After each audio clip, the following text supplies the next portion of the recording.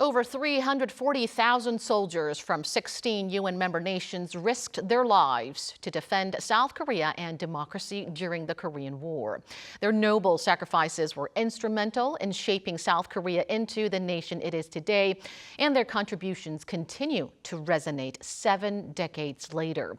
To honor their legacy, the South Korean government has invited journalists from 5 of the countries that participated in the war to highlight the peace and prosperity built upon the dedication of Korean War veterans.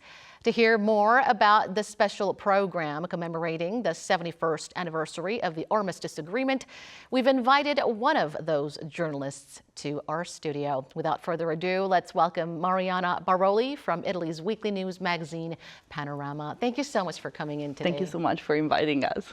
So you were invited by Korea's Culture Ministry as a journalist from a nation that took part in the Korean War. What significance does the trip hold for you? This is incredibly meaningful for us. Honestly, I didn't expect this invite, but I was so amazed on reading what I was coming here for and to find out more, because every time we talk about history, there's something that is missed and forgotten or not fully told. So I was like, oh, this is the rare occasion to tell people also in Italy what really went on that time. So I'm very honored to be here.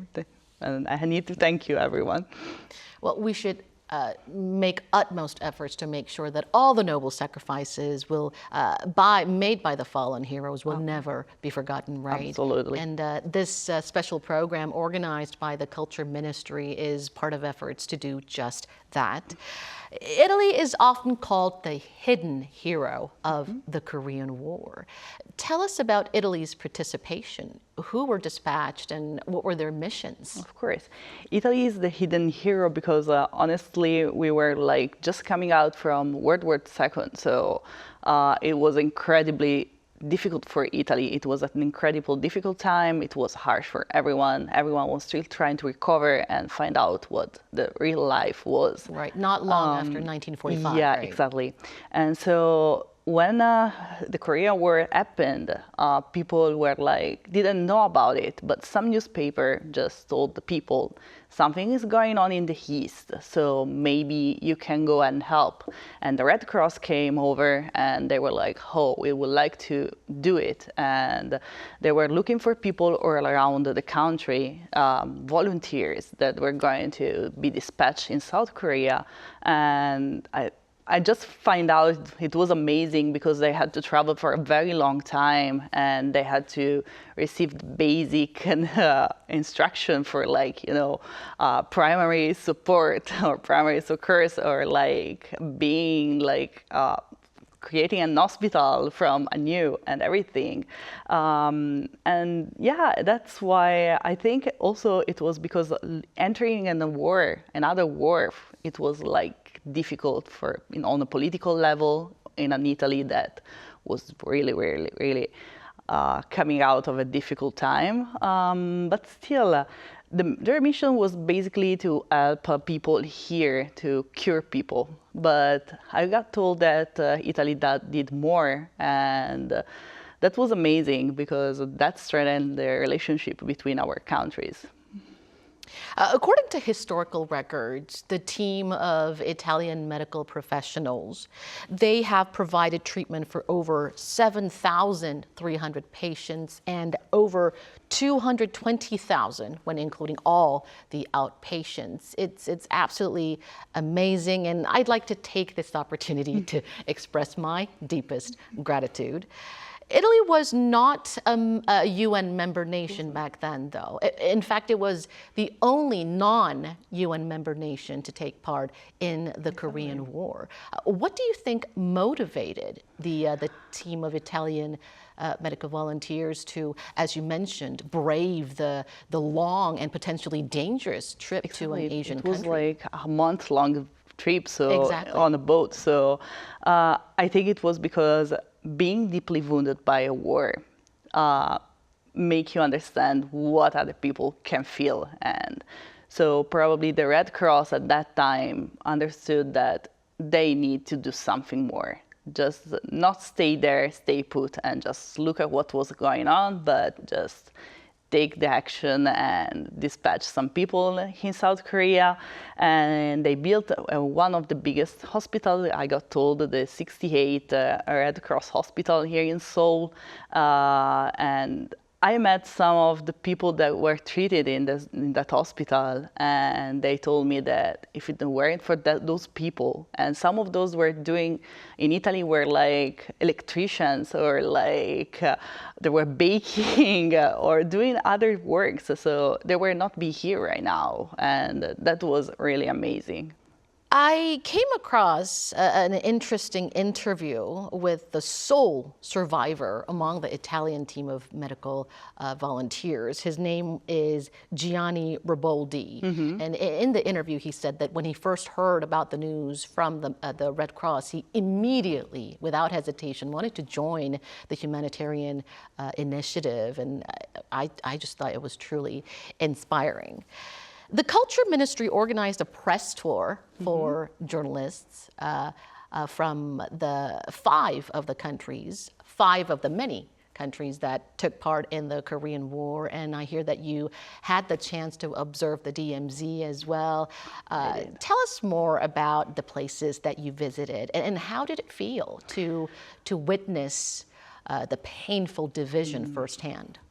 I first came across with the DMZ and the division between South Korea and North Korea, actually in Italy during the G7, because I was invited to an exhibition where a lot of crosses made with the spine that divides North Korea and South Korea were made and exposed in an incredible church in Rome.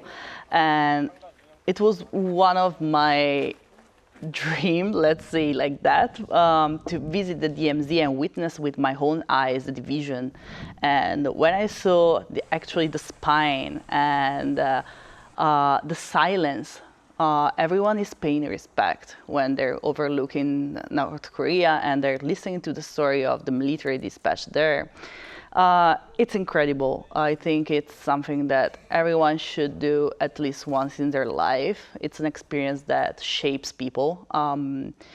We don't know much about this division because, history always fails at some point, but it's geographically very far away too. It's geographically very far away. But I think that now with this growing interest in South Korea, we need to learn more about it. And I think that visiting the DMZ and all the area that are open up to tourists, it's one of the things that people should witness once in their time. And learning more about Korean history. Sadly. We'll discuss more about that in detail as we move on. But before that, I understand that you also met with returned war prisoners and Korean War veterans as well. Do you have any special, memorable stories from those encounters that you'd like to share? It was really painful to speak with them because when you look someone that has suffered so much and that was living the war and so all the people dying around him, you can see the pain in their eyes still now, even though a lot of years has gone through. But for example, I spoke with one of the veterans, and he told me that when he was in North Korea, because he was kept captive there, he told me at some point in my life, I was 60, and I told to myself, and I was like, I need to go back to my house no matter what. I want to finish my life there. Even animals go back to their home and their shield.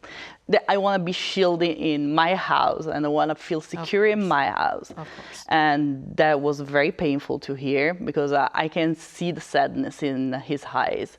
And another story, it's from the daughter of one of the Italian soldiers that were dispatched here. And she told me that she has a lot of memorabilia from her father at home. And one is like a small dictionary he made while coming back to Italy, where he was writing down Korean words, how they were pronounced, and the Italian translations. For example, it was writing noon and for highs, and because it didn't want to forget. And she told me that he kept reading and kept showing people this dictionary, this small dictionary, because it was so important for him not to forget the language, not forget what it was missing from, because it became so attached to South Korea that she was like, I never fully understand why. Only visiting a few years later, I did, and now I know why my dad did that, and it's incredible. Those are some amazing Yes. stories. You know, many South Koreans, even for us, were immune to the painful memories, but every now and then when we visit the border or when we hear about these stories from war veterans, we also feel a deep sorrow. Now, the Ministry of Patriots and Veterans Affairs and the Unification Ministry held a meeting with the foreign press to discuss Seoul's unification strategy as well as North Korea policy. Did it help in deepening your understanding about the unification as well as the divisions of the two Koreas? A lot, honestly, a lot. As I was telling you, our history book don't tell much about this war. So they explained us more some key details that helped me realize how difficult, how painful, how long, and how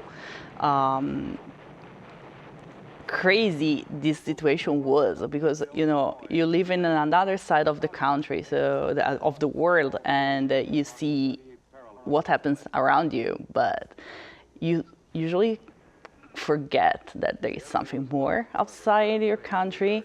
I know that now the ministry is creating a history book to explain younger generation what the Korean War was. And the ministry in Italy? No, the ministry here in South Korea is collaborating with the ministry in the cultural centers in all around the world. This is a really, really important step, I think, because this is something that should be tell more. Was there a particular piece of information or historical context or a policy that stood out to you the most during the Honestly, discussion? meeting the patriots was so intense. It was very intense, and witnesses their highs and their look, and how still they feel attached to this country, even though they're living all around the world, they're spread all around the world, but they're always come back to Korea, and I greet some of them because there are no Italians now. So I greeted some people from Philippines and Turkey. Everyone was here, and I was telling them how grateful we are. And they were like, we are always glad to come back to Korea because Korea is our second home, is the home we made. So it was really, really, really impactful. You know, we often tend to forget, but if you think about it, thousands, hundreds of thousands of soldiers risking their lives, sacrificing their lives for a distant country that they may not even have heard of. Of course. It's leaving their amazing. family back home, maybe, and forgetting about them because they might never go back. That is really painful. We should never forget We should never forget the fallen heroes' sacrifices. Now, you briefly mentioned a little bit about this, but how much is known in Italy about South Korea's peace initiatives as well as its efforts to highlight the painful reality of the division of the two Koreas? I think not much until a few years back. But now with this growing K-pop and Korean entertainment scene, everyone is getting more and more interested in South Korea, and they're studying more. So they start maybe with something so, let me say, funny and entertaining, but then they're deepening their connection with this country. That's why I keep telling people that they should always visit and read more about the country before visiting it, because it's not just like the fun side. You need to know also the painful one, just to understand better how we got here to this point. So we don't know much, but I hope that I could help to make people to understand more about the Korean War and the tension that's still now happening here. Korean War, 70 years on, over 70 years on, and the two Koreas are still technically at war, with tensions escalating to dangerous levels in recent months. As a journalist from a country that took part in the Korean War, how do you view the current situation? I keep watching the news and I keep myself updated every day on this because I think we should never underestimate these tensions. Right now, it's just balloons, maybe, or something that might seem even like a joke, but they might not be. So I think we should know more and keep reading and keep studying and keep us informed about what is happening here, despite everything, because it's really important to acknowledge what is going on and how the country is living, how the country we love is living. So I keep watching all the news and keep reading and keep myself updated with friends I have here. I'm asking news and everything, but yeah, I keep myself updated every time and I try to spread the news also in Italy.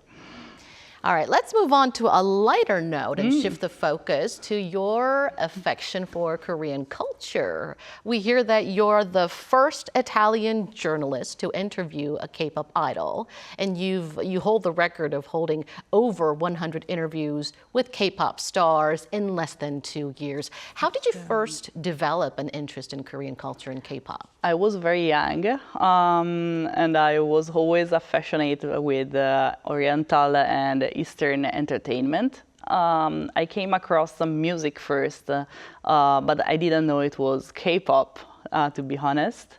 Then I came across a TV show that was Boys Over Flower, K-drama, with Himino in it. So Boys Over Flowers, 꽃보다 남자, right?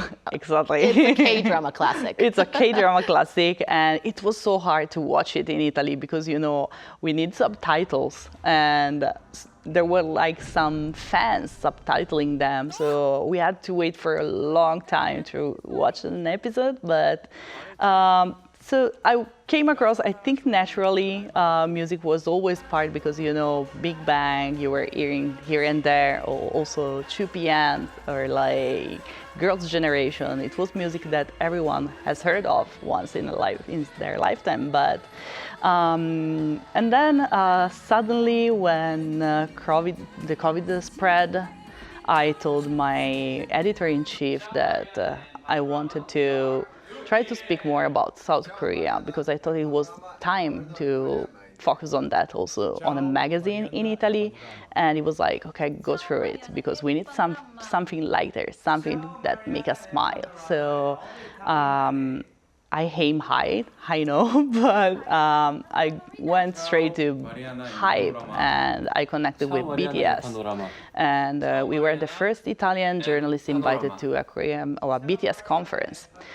It was an online conference because of COVID, but it was so meaningful for us. And then we started collaborating with all the agencies, and I interviewed actors, I interviewed the K-pop stars, I interviewed all my favorites, almost all my favorites one.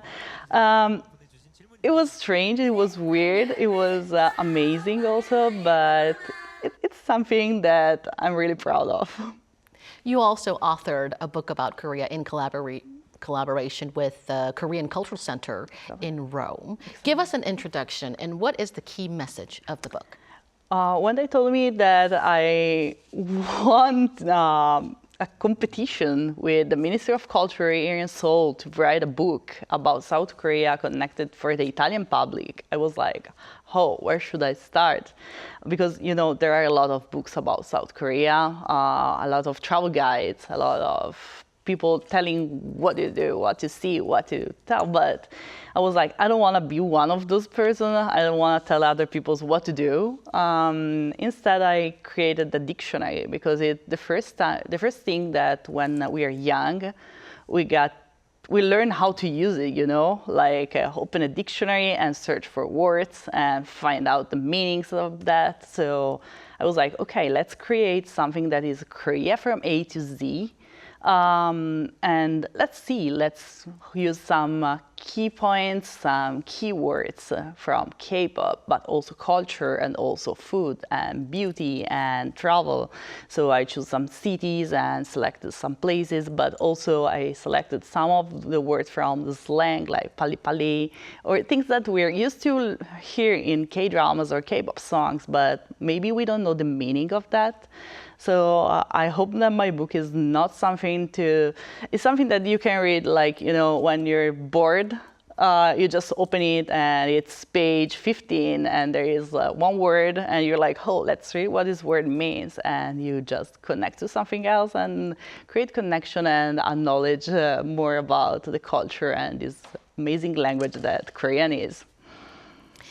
We hope the trip to South Korea this time offered you various inspirations as well as insights. What are your future plans to stay connected with South Korea?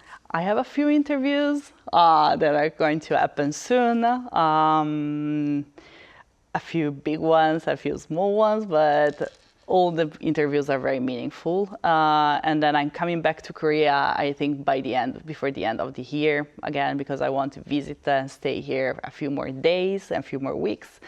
And then we have this idea of bringing more Korea in Italy and starting a project with a lot of very, very, very interesting people and very amazing people in Milan, connected to fashion and connected to the music world and everything, and to, you know, create a deeper connection between our countries because we are so similar and yet so distant, which is kind of insane because, you know, every time everybody says that Korea is the Italy of the East and right, we hear Italy, that often, don't exactly.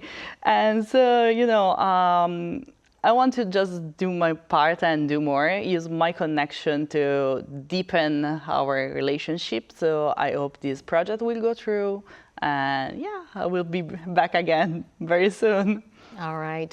All of us here at Arirang will be rooting for you, and we hope all of the best luck in all of your future endeavors. Thank you so much for coming in today and sharing your special stories. Thank you so much for inviting me. Thank you.